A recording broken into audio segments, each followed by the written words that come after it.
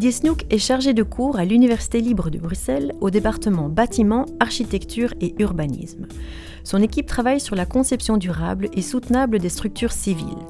Ses recherches portent sur la durabilité et le développement durable, la technologie du béton, les interactions avec l'eau à l'échelle nanométrique et à jeune âge, les propriétés microstructurelles et l'autocicatrisation des matériaux cimentaires. Bonjour Didier. Avant de commencer, donc, on va parler ici du secteur de la construction et de la durabilité dans ce secteur. Est-ce que tu sais d'abord rapidement introduire le secteur de la construction, parce qu'il est réputé pour son empreinte, et donc quels sont les gains qu'on pourrait avoir potentiellement dans ce secteur, etc. Oui, bien sûr. On a les matériaux de construction, donc notamment le béton, l'acier et l'aluminium, qui sont vraiment responsables de toutes les émissions de CO2. Donc si on regarde par exemple le béton qu'on utilise partout, on utilise vraiment beaucoup. Donc si je donne un chiffre, on utilise 1,5 mètre cube par personne par an. Donc chaque année, on utilise cet contenu-là. Donc c'est vraiment beaucoup et on émet beaucoup des émissions de CO2. Si on regarde le matériau, le béton, donc par masse, c'est pas vraiment quelque chose qui est polluant. Donc ça, c'est quelque chose qui est bizarre, mais on utilise tellement beaucoup de volume et c'est pour ça que nous sommes responsables de 8% à 9% des émissions totales de CO2 au monde. Des autres chiffres, par exemple, si on regarde donc les émissions totales, donc 30 à 60% des émissions totales sont à cause de la construction, dans le secteur de construction. 40% jusqu'à 70% des demandes énergie. On a aussi des déchets, 40% des déchets globaux sont à cause de la construction. On a aussi l'utilisation d'eau, c'est 90% d'eau qui est utilisée dans la construction. Et aussi, par exemple, les ressources primaires qu'on doit utiliser, c'est à peu près 40-50% de tous les ressources qu'on doit utiliser pour construire des maisons. Donc c'est vraiment beaucoup.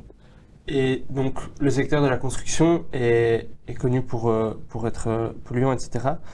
Toi, tu te concentres dans ta recherche sur un béton qui serait autocicatrisant et donc qui pourrait durer plus longtemps.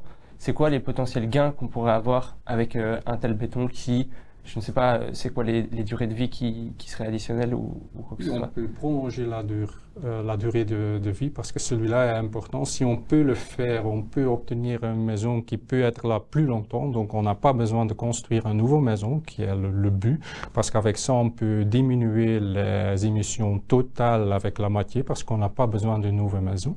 Donc, on doit trouver des matériaux de construction qui sont plus durables, plus soutenables. Par exemple aussi le béton autocicatrisant parce qu'on doit réparer notre fissure. Parce que si on regarde le béton, le problème dans le béton, ce sont les fissures.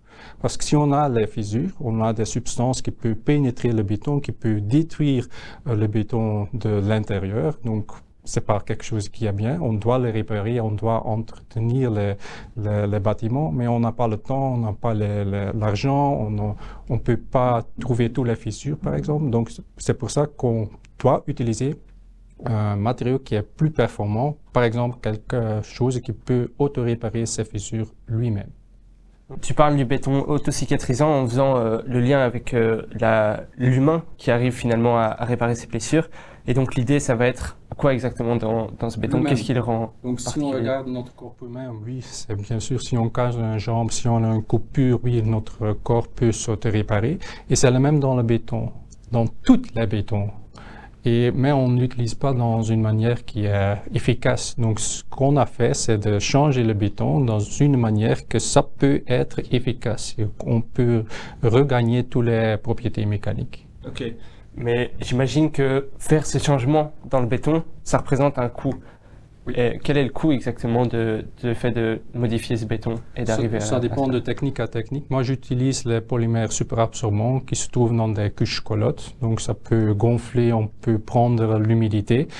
Ce que j'utilise pour faire les effets autocicatrisants dans le béton. Et à ce moment-ci, ça coûte pas vraiment cher. Donc, si on regarde les bétons, le béton n'est pas vraiment cher. C'est pour ça qu'on trouve tout part. Donc, on a un tout petit peu de réserve pour rendre ce matériau plus durable pour le monde entier.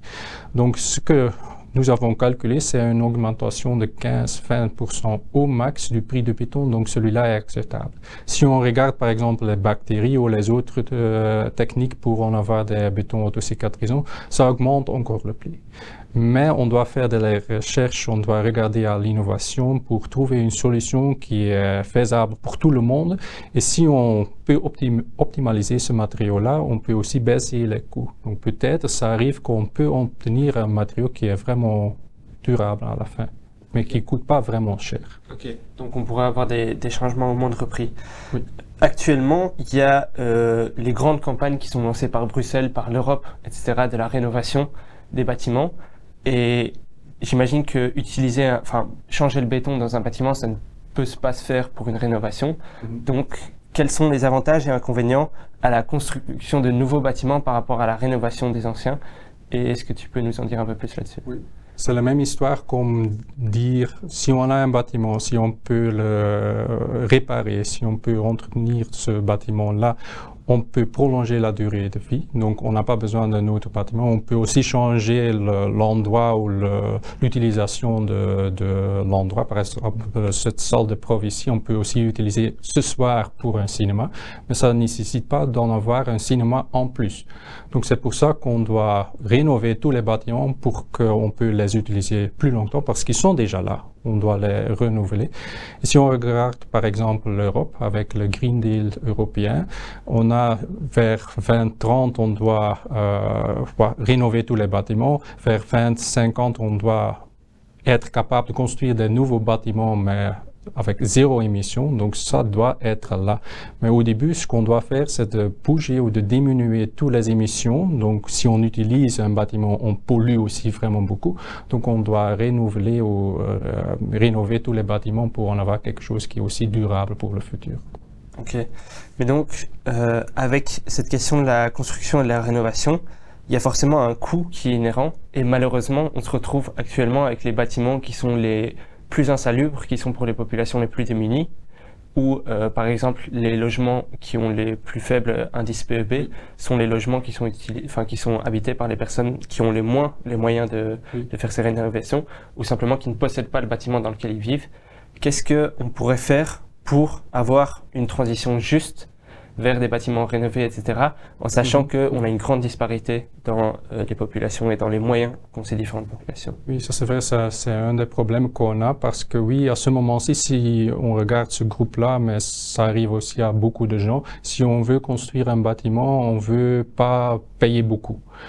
Mais la solution qu'on a à ce moment-ci sont que les coûts initiaux. On doit regarder le coût total dans la durée de vie d'un bâtiment. Mais ça peut arriver que les coûts totaux sont moins que les coûts initiaux qu'on avait. Mais à ce moment-ci, on n'a que l'argent pour payer notre bâtiment.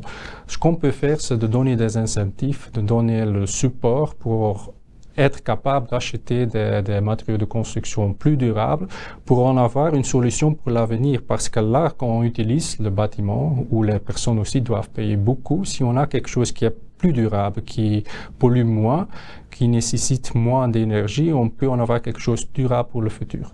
Mais oui, c'est pour ça qu'on doit supporter les gens au début pour être capable d'acheter quelque chose qui est durable, les matériaux avec les faibles contenus de carbone par exemple, mais aussi d'en avoir un architecte ou un ingénieur pour construire un bâtiment plus efficace, avec moins de matériaux, pour en avoir quelque chose pour le futur. Parce que ça, c'est le truc qu'on doit faire. Donc, le secteur de la construction est connu pour être un secteur qui est assez lent, dans lequel les mœurs évoluent très lentement, dû au fait qu'un bâtiment, ça doit tenir pour minimum 80 ans. Donc, si la technique n'est pas éprouvée, on ne peut pas l'utiliser parce qu'on ne sera pas certain de ce qui va se passer. Tu donnes cours ici à l'université, un cours de Sustainability in Construction. Qu'est-ce que tu penses qui est nécessaire pour arriver à changer ce secteur à la vitesse à laquelle on souhaiterait que ça aille? Donc, tu as cité 2030, 2050, qui sont les grandes dates données par l'Europe. Quels sont les leviers qu'on doit activer maintenant et comment est-ce qu'on pourrait le faire? Les gens. Ils doivent changer leur comportement, comment construire un bâtiment, comment on doit utiliser n'importe quoi. Un jet, on n'a pas vraiment besoin, mais tout le monde a un jet, mais on peut aussi acheter un jet qui est plus durable, par exemple. Mais c'est le même avec le bâtiment. on doit changer les gens, on doit les expliquer pourquoi il faut changer, pourquoi on a besoin des matériaux qui sont plus durables, pourquoi on doit rénover les bâtiments, parce que ça va être imposé aux gens.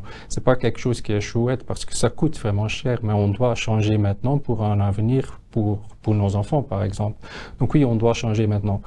Le secteur de la construction, oui, c'est vraiment conservatif. Si on veut changer quelque chose, ça va vraiment lent. Ce béton, par exemple, le béton autocicatrisant, on a déjà eu des projets pilotes, ça marche mieux en laboratoire, mais ça c'est toujours le cas.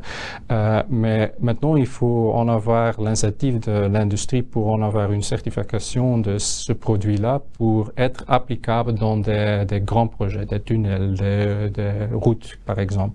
Et avec ça, on peut utiliser ce béton. Si on a des autres exemples, on peut aussi l'utiliser dans les maisons par exemple, et avec ça, c'est lancé.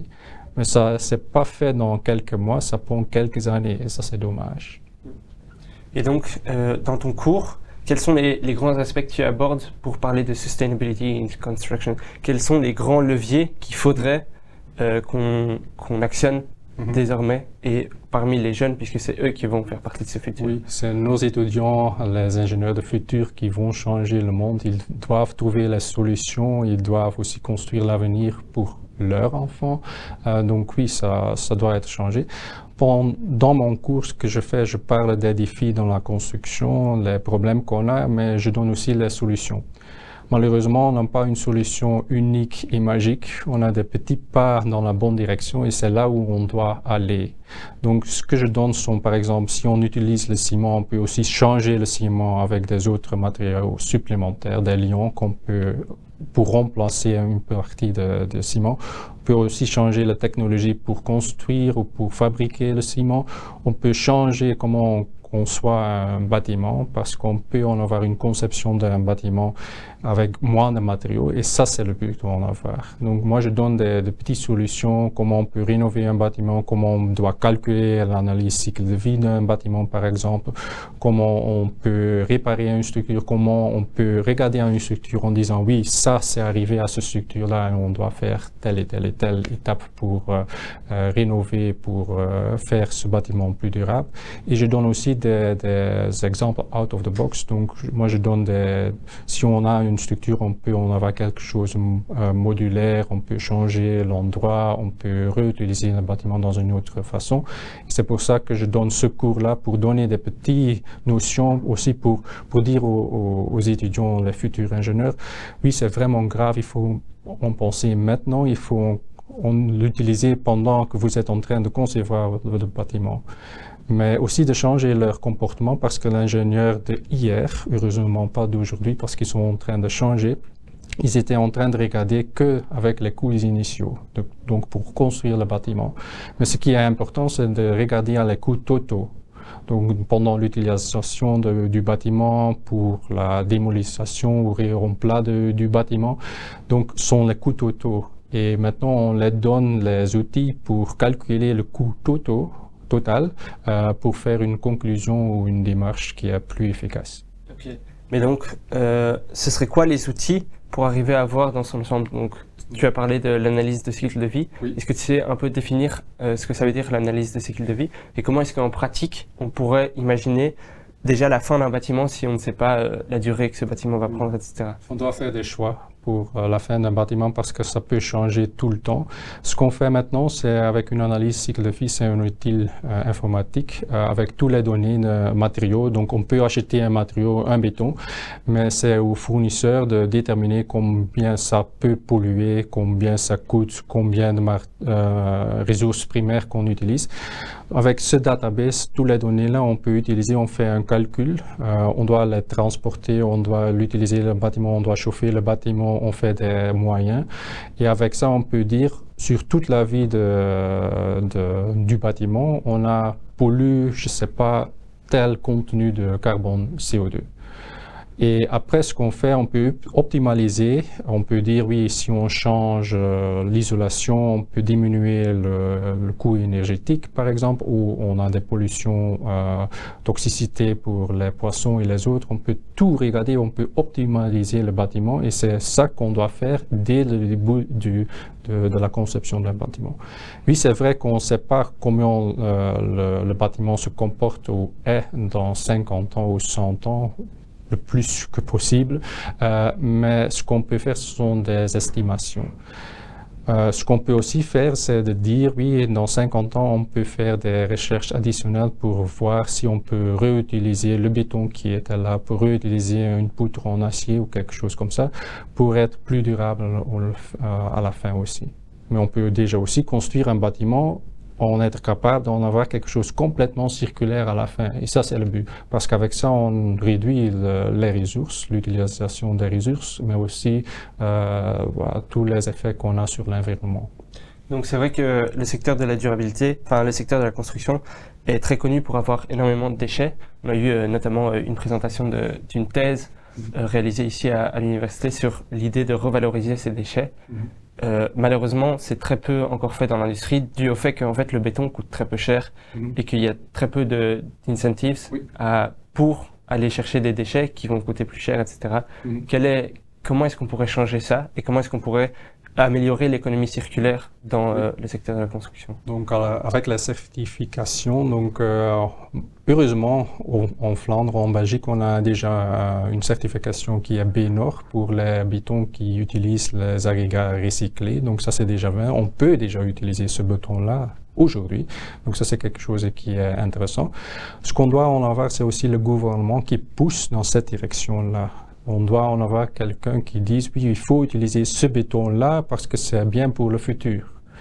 Oui, on paye un tout petit peu en plus, ou c'est vraiment lié à l'un l'autre, donc c'est vraiment proche, mais on paye un tout petit peu plus pour en avoir l'avenir qui est plus durable. Mais on doit en avoir le système gouvernemental qui supporte ça. Okay. Et est-ce que le système gouvernemental est présent actuellement pour supporter, ou est-ce qu'il y a encore des grandes marges à faire à ce niveau-là? Ça commence, donc oui, ils sont là, heureusement. On a le Green Deal européen qui est imposé. On a aussi à Bruxelles les incentives pour être plus circulaire. On peut déjà acheter un bain qui date depuis 50 ans, je sais pas. On peut les acheter. Mais maintenant, c'est à nous de convaincre les personnes de les utiliser, aussi de dire aux personnes, oui, vous pouvez le faire. Ils sont présents, donc celui-là, on doit faire maintenant. Et c'est aussi pour ça qu'on donne ces cours-ci à l'université pour convaincre les ingénieurs, parce qu'ils sont là où les décisions doivent être prises pour utiliser ces matériaux ou pas. Donc il y a encore une grande marche sociale à avoir pour l'acceptabilité du fait de réutiliser des déchets. Parce que si on a un déchet, pour moi, c'est quelque chose qui est valorisable. Donc, on peut utiliser. C'est quelque chose qu'on utilise comme matériau primaire. Mais si on dit c'est un déchet, beaucoup de gens vont dire oh, moi, je ne veux pas en avoir des déchets dans mon maison.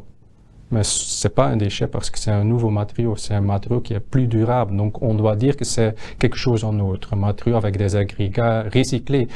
Ce sont aussi des déchets, mais si on dit autrement aux gens, ils veulent les utiliser. Donc les clichés doivent être disparus. Il faut un peu changer les récits par rapport au secteur de la construction. Enfin, on va poser la dernière question qui va être donc, devrait être située dans le futur d'ici 20 ans. Est-ce que tu penses qu'on va réellement arriver à changer, etc. Est-ce que tu as une vision positive, pessimiste, etc. Quelle est ta vision à long terme dans le secteur de la construction Positif chez moi. Donc, on va continuer à utiliser le béton parce que c'est vraiment utile. Ça coûte pas vraiment cher. On peut faire n'importe quelle forme, n'importe quelle structure. Ça prend beaucoup de force de compression. Donc, on reste avec le béton. Les défis qui sont là, on a déjà des petites solutions à court terme. Maintenant, on doit regarder à long terme. On doit faire des recherches dans l'université. On doit aussi trouver des entreprises qui veulent utiliser ces bétons-là. Et c'est à les ingénieurs du futur de trouver les solutions, aussi d'enlever les défis qu'on a dans cet 21e siècle. Mais pour moi, c'est l'avenir, c'est de construire plus. Oui, c'est bizarre parce qu'on a augmentation de la population, oui, donc on doit construire plus, mais mieux, plus durable, plus efficace, plus séculaire et avec moins de ressources. Ok. Enfin, une dernière question, parce que ça m'avait interpellé quand je m'étais un peu renseigné sur votre recherche. C'est la capacité du béton. Le béton est souvent oublié, mais je ne sais pas ça. Donc ici, on a un petit bloc. C'est quoi la capacité porteur d'un petit bloc comme ça de béton? Une voiture ou deux, ça dépend du type, bien sûr. Une voiture électrique, deux voitures en gazole, par exemple, et ça tient. Okay. Mais si on tire, moi je peux vraiment même faire ici, mais je le ferai pas parce que c'est une échantillon que je monte tout part, mais je peux casser en tension. Okay. Et c'est pour ça qu'on doit mettre l'acier, on a la corrosion, on a les problèmes durables aussi. Mais c'est pour ça qu'on fait on fait de la recherche pour trouver des solutions. Mais celui-là peut vraiment absorber beaucoup de force en compression. Parfait. Eh bien, merci beaucoup. Merci à vous et au plaisir.